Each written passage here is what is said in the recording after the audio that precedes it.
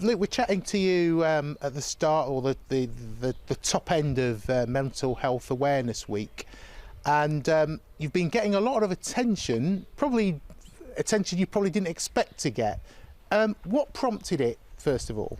I think I'm quite new to the old social media game, and I've put some tweets out, a lot of it quite light-hearted, but I wanted to put something out that added a bit of value, something that sent an important message. So I think that's why I sent a tweet out. But like I say, the response it got was not something I was expecting, and something that was quite frightening how quickly things can sort of go on social media. But it was a real positive message, and a lot of the stuff I've had back from it's been incredible and really nice to hear. Yeah.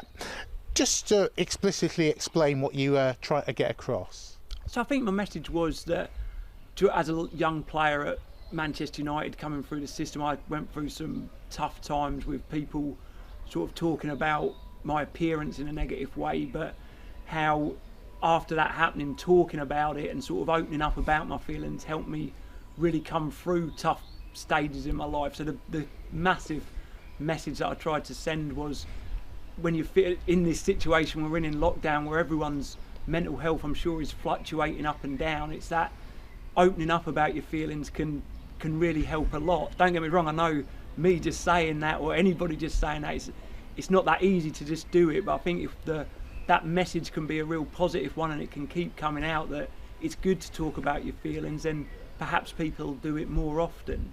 What specifics really upset you at the time, do you think? I think it was obviously the way I looked, was talking about spots on my face, teeth sticking out, real childish sort of playgroundy things, but I think it was maybe not just happening once. I think it was a repetition of these things being said over and over again that really affected me and probably stunted my growth as a person for a period of time, having to go through that. Who did you speak to at the time? Did you speak to teammates? Did you speak to welfare officers at United?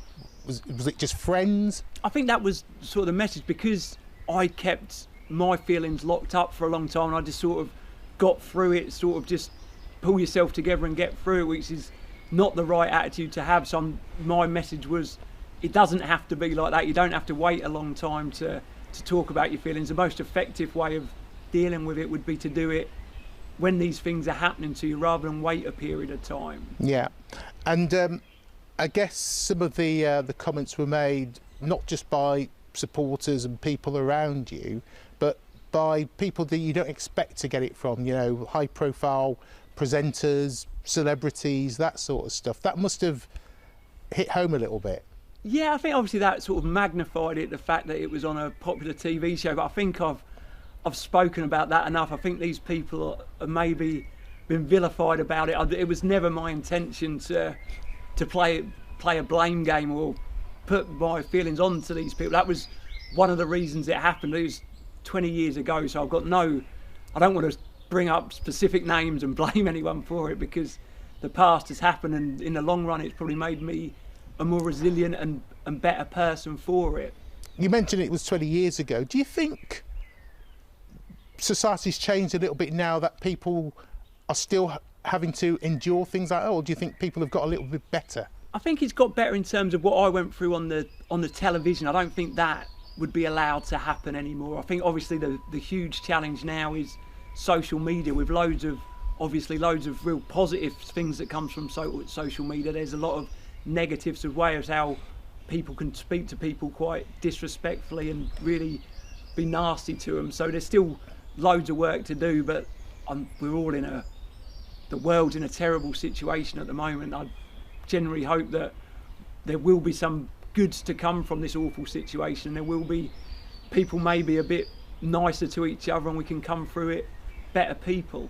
I suppose as a newbie to social media, did that sort of open your eyes a little bit in terms of how people can be to other people? Yeah, definitely. I think most of, obviously, the sort of attention that most of the things I got out didn't get.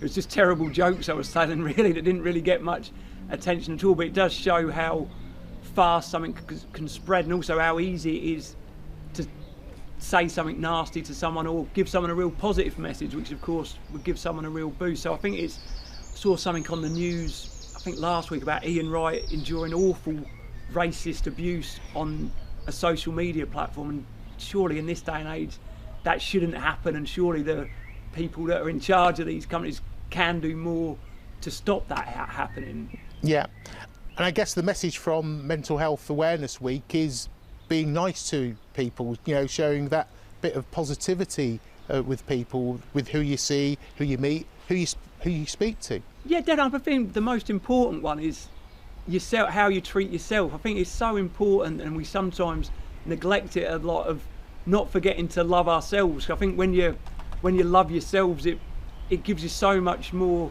confidence. It gives you the ability to love others more deeply. So I think it's so important we don't neglect ourselves and think about ourselves at times in these really challenging times. Yeah, and it is challenging times at the moment.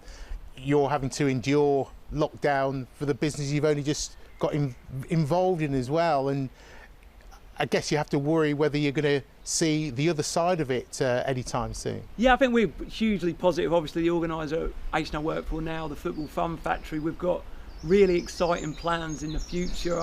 It's all about, as the name suggests, children having fun playing football, and we use football as a vehicle to promote positive life skills in our sessions, where we'll praise and reward communication, teamwork, sportsmanship, that sort of thing, probably more than brilliant skills and scoring the most goals. So we've got a really exciting future ahead, and obviously these are challenging times, but I think they say challenging times make us stronger when we come out the other end of it. So we're hugely excited about the future of what we've got to offer.